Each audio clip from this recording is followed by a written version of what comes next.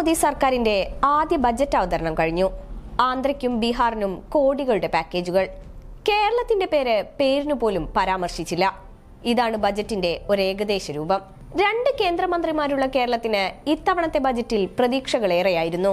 മോദിയുമായി നേരിട്ട് ബന്ധമുള്ള സുരേഷ് ഗോപി കേരളത്തിൽ ലോക്സഭാ തിരഞ്ഞെടുപ്പിൽ അക്കൗണ്ട് തുറന്നപ്പോൾ ഇനി കേരളത്തിന്റെ മുഖച്ഛായ തന്നെ മാറുമെന്നായിരുന്നു പൊതുവെയുള്ള പ്രതീക്ഷ. ഈ വാഗ്ദാനം മുന്നിൽ വെച്ചാണ് കേരളത്തിൽ BJP പ്രചാരണം നടത്തിയിരുന്നതും. എയിംസ് ഉൾപ്പെടെ കേരളത്തിൽ എത്തിക്കാനുള്ള ശ്രമങ്ങൾ സുരേഷ് ഗോപി വാഗ്ദാനം ചെയ്തിരുന്നു.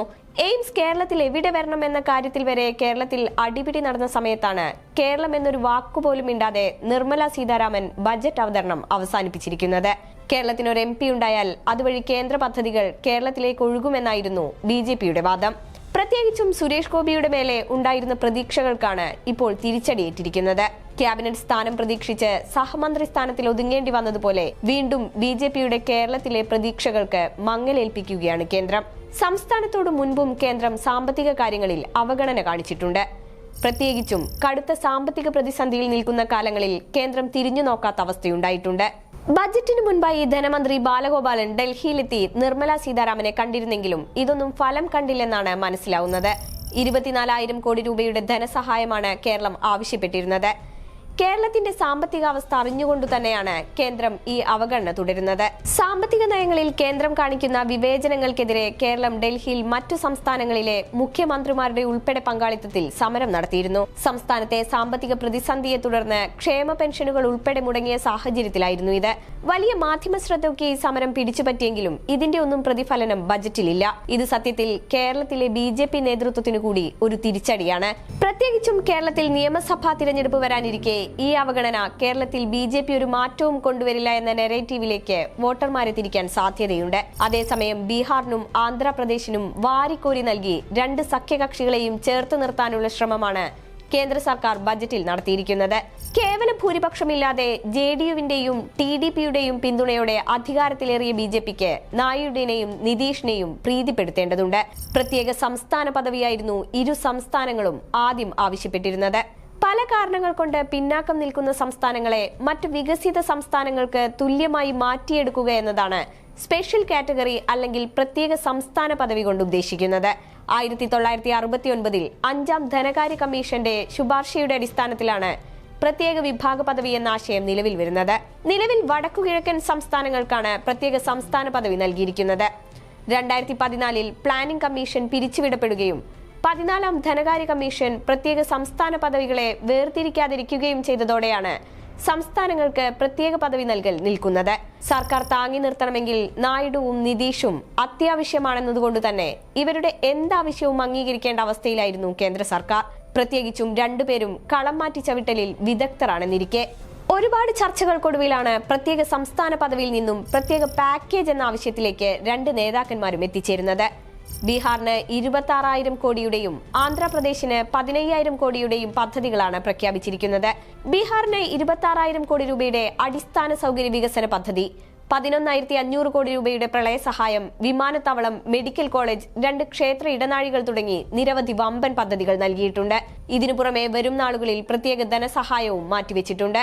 അമൃത്സർ കൊൽക്കത്ത വ്യാവസായിക വികസനത്തിന്റെ ഭാഗമായി ബീഹാറിലെ ഗയയിൽ വ്യാവസായിക അംഗീകാരം വികസിപ്പിക്കും.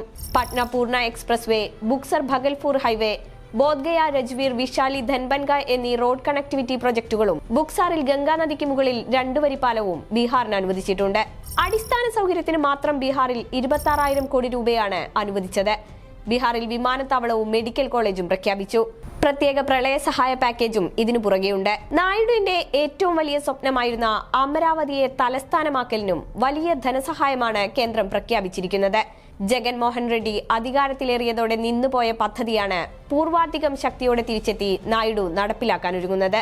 ഇതിനുവേണ്ടി ബഹുമുഖ ഫണ്ടിംഗ് ഏജൻസികളിൽ നിന്നും പണം പിരിച്ച് കേന്ദ്രം വഴി നൽകുമെന്നും നിർമ്മല സീതാരാമൻ ബജറ്റിലൂടെ പറഞ്ഞു. ബീഹാർ, ആന്ധ്രാപ്രദേശ്, ജാർഖണ്ഡ്, പശ്ചിമ ബംഗാൾ, ഒഡീഷ എന്നീ സംസ്ഥാനങ്ങളുടെ സമഗ്ര വികസനത്തിനായി പൂർവോദയ പദ്ധതിയും പ്രഖ്യാപിച്ചിട്ടുണ്ട്. രാജ്യത്തിന്റെ അടുത്ത തലത്തിലേക്കുള്ള വളർച്ചയ്ക്ക് ഊർജം നൽകാൻ കിഴക്കൻ ഇന്ത്യയുടെ ഉപയോഗിച്ചിട്ടില്ലാത്ത സാധ്യതകളെ വികസിപ്പിക്കുകയാണ് ഈ പദ്ധതിയിലൂടെ ഉദ്ദേശിക്കുന്നത്. സുരേഷ് ഗോപി സഹമന്ത്രിയായിരിക്കുന്ന പെട്രോളിയം മേഖലയും ഈ പദ്ധതിയിൽ ഉൾപ്പെടുത്തിയിട്ടുണ്ട്. എന്നാൽ ഇന്ത്യ ഒരു ഫെഡറൽ സംവിധാനത്തിൽ മുന്നോട്ടു പോകുന്ന രാജ്യമാണ്. ചില സംസ്ഥാനങ്ങൾക്ക് മാത്രം ഇങ്ങനെ ധനസഹായം നൽകുന്നത് ഈ സംവിധാനത്തെ അട്ടിമറിക്കാൻ സാധ്യതയുണ്ട്. കുറച്ച് സംസ്ഥാനങ്ങൾക്ക് ആനുപാതികമല്ലാതെ ഉയർന്ന തോതിൽ ഫണ്ട് നൽകുമ്പോൾ അത് മറ്റ് സംസ്ഥാനങ്ങളുടെ ഫണ്ട് വിഹിതം കുറയാൻ കാരണമാകും. വികസനത്തിന്റെ കാര്യത്തിലും അസമത്വം നിലനിൽക്കും. 4 കോടി യുവാക്കൾക്ക് തൊഴിലവസരം നൽകുമെന്ന പ്രഖ്യാപനത്തോടെയായിരുന്നു ധനമന്ത്രി ബജറ്റ് അവതരണം ആരംഭിച്ചത്. തൊഴിലില്ലായ്മ പരിഹരിക്കാൻ പ്രത്യേക പദ്ധതികൾ നിർമ്മല സീതാരാമൻ അവതരിപ്പിച്ച ബജറ്റിലുണ്ട്. 4.1 കോടി യുവാക്കൾക്ക് 5 വർഷത്തിനുള്ളിൽ തൊഴിൽ, വൈദഗ്ധ്യം, മറ്റവസരങ്ങൾ തുടങ്ങി സുഗമമാക്കുന്നതിനുള്ള പ്രധാനമന്ത്രിയുടെ 5 പദ്ധതികളുടെയും സംരംഭങ്ങളുടെയും പാക്കേജും ബജറ്റിലുണ്ട്. 2 ലക്ഷം കോടി രൂപയുടെ കേന്ദ്ര വിഹിതത്തിൽ ഈ വർഷം 1.48 ലക്ഷം കോടി വിദ്യാഭ്യാസം, തൊഴിൽ എന്നിവയ്ക്കായാണ് മാറ്റിവെച്ചിരിക്കുന്നത്. നിർമ്മാണ മേഖലയിൽ കൂടുതൽ തൊഴിലവസരങ്ങൾ, 1000 വ്യവസായ പരിശീലന കേന്ദ്രങ്ങൾ എന്നിവയും പദ്ധതിയിൽ ലക്ഷ്യം വെക്കുന്നുണ്ട്.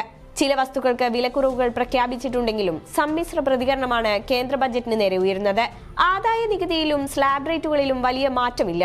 സ്റ്റാൻഡേർഡ് ഡിഡക്ഷൻ 50,000 ഉണ്ടായിരുന്നത് 75,000 ആക്കി ഉയർത്തി എന്നത് മാത്രമാണ് ഒരു പ്രധാന മാറ്റം. പുതിയ സ്ലാബ് റേറ്റ് അനുസരിച്ച് 17,500 രൂപ വരെ നികുതി ലാഭിക്കാനാകും. അതേസമയം വിദേശ സ്ഥാപനങ്ങൾക്കുള്ള കോർപ്പറേറ്റ് ടാക്സ് 35% കുറച്ചിട്ടുണ്ട്. നേരത്തെ ഇത് 40%.